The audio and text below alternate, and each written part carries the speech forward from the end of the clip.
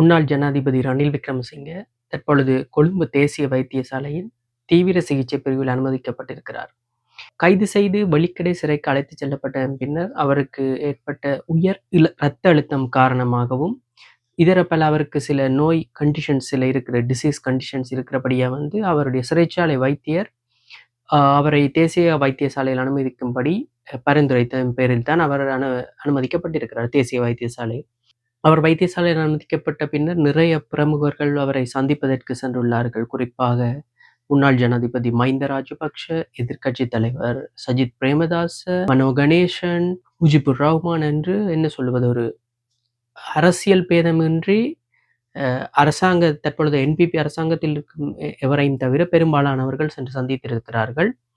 அவ்வளவு நேரம் நன்றாக இருந்தவர் சிறைச்சாலைக்கு சென்ற பின்னர் என்ன நடந்தது, ஏன் வைத்தியசாலையில் அனுமதிக்கப்பட்டிருப்பார் என்று சொல்லி, அதாவது அரச வைத்தியர் சிறைச்சாலை வைத்தியரின் பரிந்துரையின் பேரிலே அவர் தேசிய வைத்தியசாலையில் அனுமதிக்கப்பட்டிருக்கிறார். ஸோ இரத்த அழுத்தம் என்பது ஒரு மனிதன் தானாக என்ன சொல்வது கண்ட்ரோல் பண்ணக்கூடிய ஒரு விடயம் அல்ல. அது உடல் கண்டிஷன்ஸை பொறுத்ததும் உடல் நிலைமையை பொறுத்து அது மாறுபடக்கூடியது. ஸோ இந்த விடயத்தில் வைத்தியர்கள் உண்மையை கூறித்தான் அவர்கள் அனுமதித்திருப்பார்கள் என்று நான் நம்புவோம். ஸோ அதில் எந்த சர்ச்சையும் இல்லை. சில புகைப்படங்கள் வெளியிடப்பட்டிருந்தன. அவர் வைத்தியசாலைக்கு உள்ளே இருக்கும் சில புகைப்படங்கள். பட் என்ன சொல்வது, அதை உறுதிப்படுத்த முடியவில்லை அந்த புகைப்படங்களை பற்றி. இந்திய பிரதமர் மோடி இலங்கை ஜனாதிபதியுடன் கதைத்திருந்ததாகவும் இந்த அரெஸ்ட் விடயங்களை பற்றி சில டிஸ்கஷன்ஸ் நடந்ததாகவும் சொல்லப்படுகிறது. ஆனால் எந்த வகையிலும் அதை உறுதிப்படுத்த முடியவில்லை. இப்படி ஒரு என்ன சொல்வது கொசிப்போ ரூமர் ஒன்று பரவி கொண்டிருக்கிறது.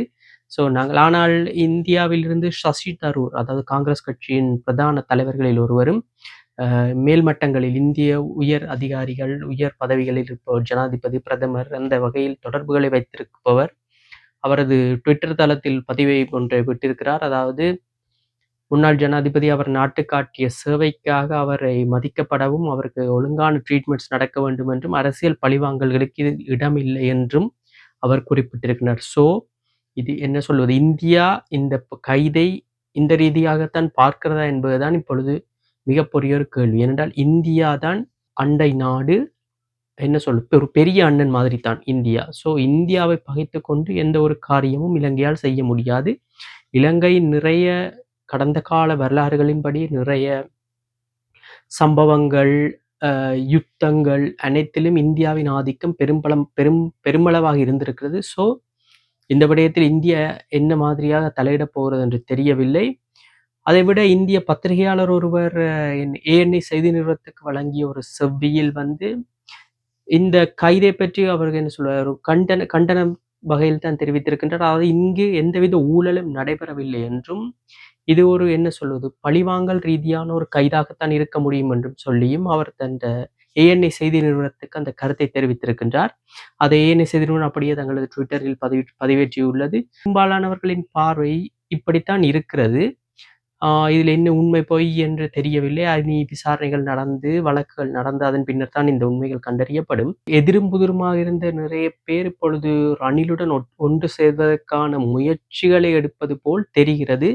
26ஆம் தேதி வார செவ்வாய்க்கிழமை தான் அந்த அவருடைய பிணை மனுக்கான அடுத்த விசாரணை வழக்கு இருக்கும். ஸோ அதில் என்ன தீர்ப்பு வரப்போகுது தெரியவில்லை. ஒருவேளை வெளியே வந்தால் என்ன மாதிரியான அரசியல் முயற்சிகள் நடக்கப் போகிறது என்பதுதான் கொஞ்சம் என்ன சொல்வது கொஞ்சம் வியப்பாகவும் இருக்கும், கொஞ்சம் என்ன சொல்வது அதிர்ச்சியாகவும் இருக்கும், ஆர்வமாகவும் இருக்கும் பார்ப்பவர்களுக்கு. இந்த நேரத்தில் நான் சில ஒரு ஃப்ளாஷ்பேக் ஒன்றை சொல்லி நான் ஞாபகப்படுத்த விரும்புகிறேன். 2022ஆம் ஆண்டு ஜூலை மாதம் தான் ரணில் விக்ரமசிங்கே ஜனாதிபதியாக பொறுப்பேற்றார்.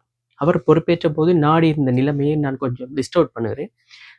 முதலாவது ஃபாரின் ரிசர்வ்ஸ், அதாவது வெளிநாட்டு கையிருப்பு கிட்டத்தட்ட 0, எந்தவித கையிருப்பும் இல்லை. இறக்குமதி செய்வதற்கு வெளிநாட்டு ஃபாரின் கரன்சி என்ற பெயருக்கு எதுவுமே இல்லாத ஒரு நிலைமை தான் இருந்தது. நாட்டின் நாணய பெறுமதி, அதாவது கரன்சி கிட்டத்தட்ட கொலாப்ஸ் ஆகிற நிலைமையில் தான் இருந்தது. யுஎஸ்டிக்கு எதிரான கரன்சியின் விலை கிட்டத்தட்ட இலங்கை கரன்சியின் விலை 450 ரூபாய்க்கு வரை சென்றது அந்த காலத்தில், ஒரு USD இலங்கை ரூபாய் பெறுமதியில். மூன்றாவது இலங்கையின் பொருளாதாரம் வளர்ச்சி என்று சொல்வதை விட சுருக்கம், கன்ட்ராக்ஷனுக்கு சென்று -7 -10 வரை கன்ட்ராக்ஷனில் இருந்தது அந்த நேரம். இன்ஃப்ளேஷன் என்ன சொல்வது 65% தாண்டிய ஒரு இன்ஃப்ளேஷன் நிலைதான். பணவீக்கம் அந்த நேரத்தில் இருந்தது. வங்கி வட்டி வீதங்கள் 18% அதிகமானதான் பேஸ் வட்டி வீதத்தை தாண்டி இருந்தது. இப்படித்தான் 2022 ஜூலை ரணில் விக்ரமசிங்கே ஜனாதிபதியாக பொறுப்பேற்ற போது நாடு இருந்த நிலைமை. அதே நாடு 2024 செப்டம்பர் ரணில் விக்ரமசிங்கே நாட்டை கையளிக்கும் போது அமெரிக்க டாலர் ஒன்றின் பெறுமதி 300 ரூபாய்க்கு வந்திருந்தது. அதுதான் அந்த பெறுமதி தான் கிட்டத்தட்ட இன்றும் தொடர்கிறது. ஏறத்தாழ ஒரு வருடம் தாண்டியும். ஃபாரின் ரிசர்வ்ஸ் 3 தொடக்கம் 4.5 பில்லியன் அமெரிக்க டாலர்கள் இருந்தது. அது கிட்டத்தட்ட ஒரு 3 மாதத்திற்கு தேவையான இறக்குமதி செய்வதற்கு தேவையான அளவு கையிருப்பு தான் அந்த கையிருப்பு. அதை தவிர இன்ஃப்ளேஷன் கிட்டத்தட்ட சிங்கிள் டிஜிட்டுக்கு குறைந்திருந்தது. 5%க்கு வந்திருந்தது. வங்கி வட்டி விதங்கள் கிட்டத்தட்ட 10% குறைக்கப்பட்டிருந்தன. அதன் பின்னர் டூரிசம் மற்றும் ஃபாரின் ரெமிட்டன்ஸ் என்பன 50% தாண்டி இருந்தன. 2024ஆம் ஆண்டு செப்டம்பர் மாதம் ஜனாதிபதி தேர்தல் தோற்ற பின்னர் நாட்டை கையளிக்கும் பொழுது இருந்த நிலைமை. இந்த 2 வருடங்களில் நடந்த மாற்றம். அதைவிட குறிப்பாக ஒன்று IMFனால் வழங்கப்பட்ட கடனுதவி 2.9 பில்லியன் அமெரிக்க டாலர் பெறுமதியான பெயில் அவுட் அப்ரூவல் ஆகி 3 டேர்ம்ஸ் ரிலீஸ் பண்ணியிருந்தவங்க. 4th டேர்ம் இப்போ கமிங் டேர்ம்ஸில் ரிலீஸ் ஆக போகுது. ஸோ இதுதான் நாடு இருந்த நிலைமை அந்த 2 வருடங்கள். என்னை பொறுத்தவரையில் நான் சொல்லுவேன் 2022 ஜூலை ரணில் விக்ரமசிங்கவை தவிர வேறு யார் இந்த நாட்டை அந்த நேரத்தில் பொறுப்படுத்தியிருந்தாலும் நாட்டை என்ன சொல்வது இந்த நிலைமைக்கு ஒரு அளவுக்கு முன்னேற்றி இருக்க முடியாது என்பதுதான் என்னுடைய தனிப்பட்ட கருத்து. ஒரு பேங்க்ரப்டட் கண்ட்ரியை தான் ரணில் விக்ரமசிங்கே பொறுப்படுத்தியிருந்தார். அதை அவர் வழங்கும் போது ஆகோஹோ ஒன்று என்ன சொல்வது பாலும் தேனும் வலியும் அளவுக்கு திருப்பி கொடுக்கவில்லை. இருந்த நிலை பேங்க்ரப்டட் என்ற பெயரிலிருந்து கிட்டத்தட்ட ஒரு என்ன சொல்வது வெளியேற முயற்சிக்கும் ஒரு நாடு என்ற நிலைமையில் தான் அந்த நாட்டை கொடுத்திருந்தார். ஸோ அவர் ஏதோ தன்னால் முடிந்த அளவை செய்திருக்கிறார் என்பது உண்மை. தனிப்பட்ட ரீதியில் எனக்கு சில அனுபவங்கள் இருக்கிறது. அந்த பெட்ரோல் வரிசையில் என்ற அனுபவங்கள் கிட்டத்தட்ட 10-12 மணித்தியாலங்கள் வரை நான் என்ன சொல்வது லைனில் நிற்க வேண்டி இருந்தது, காத்திருக்க வேண்டி இருந்தது வெறும் 2 லிட்டர் பெட்ரோலை எடுப்பதற்காக. இப்படியான அனுபவங்களை இலங்கையில் இருந்த பெரும்பாலானவர்கள் அனுபவித்திருப்பார்கள். அந்த காலகட்டம் என்ன சொல்வது ஒரு நரக காலகட்டம்.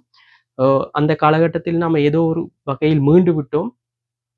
சில வெளிநாட்டு உதவிகள், குறிப்பாக இந்தியாவின் உதவி, இந்தியா கொடுத்த உதவிகள் எல்லாம் என்ன சொல்வது இந்தியா தான் ஒரு பக்கபலமாக இருந்தது இலங்கைக்கு அந்த நேரம்.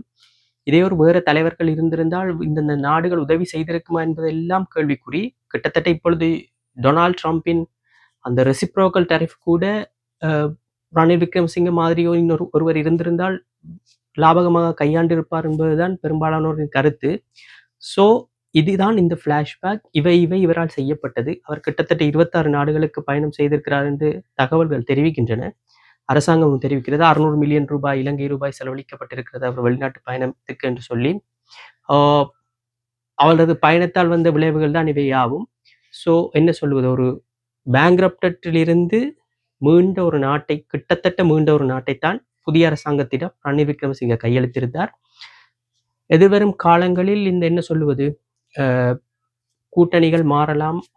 ரணில் விக்ரமசிங்கே மையப்படுத்தி இனி சில வேளை அரசியல் நகரலாம் என்றால் எதிர்கட்சிகள் ஒரு சந்தர்ப்பத்தை காத்திருந்தன இவ்வளவு நாளும். என்ன செய்ய போறோம் என்று பார்ப்போம். இதைவிட நான் இன்னொரு விடயத்தையும் ஞாபகப்படுத்த வேண்டும் என்று நினைக்கிறேன். 2024ஆம் ஆண்டு ஜனாதிபதி தேர்தலில் தற்போது NPP ஜனாதிபதியும் NPP வேட்பாளருமாகிய அனுரகுமார திசாநாயக்க கிட்டத்தட்ட 52 லட்சம் வாக்குகளை பெற்றிருந்தார். அது கிட்டத்தட்ட 42% வாக்குகள் பதிவாகிய வாக்குகளில் 42% வாக்குகள். அவர் 50% அதிகமான வாக்குகளை பெற்று தெரிவு செய்யப்பட்ட ஜனாதிபதி அல்ல. அதே நேரம் 2ஆம் இடத்தை பிடித்த சஜித் பிரேமதாச 32 லட்சம் வாக்குகளையும் ரணில் விக்ரமசிங்கே 22 லட்சம் வாக்குகளையும் 3ஆம் இடத்தை பெற்றிருந்தார். இவர்கள் இருவரும் சேர்ந்திருந்தால் 50% தாண்டக்கூடிய ஒரு நிலையில் இருந்தது அந்த வாக்குகளை கணக்கிடும் பொழுது. எதிர்கட்சிகள் பிரிவால் தான் இந்த ஆட்சி மாற்றம் நடந்திருக்கிறது என்பது பொதுவாக அரித்மெட்டிக் ரீதியில் ஒரு சரியான தகவல் தான். So any government will go unpopular day by day. So இன்னும் 4 வருடம் கழித்து வரப்போகும் தேர்தலில் எது வேணுமென்றாலும் நடக்கலாம். அரசாங்கம் இதை பற்றி சற்று அவதானமாக இருக்க வேண்டும் என்பதுதான் அனைவரது கருத்து.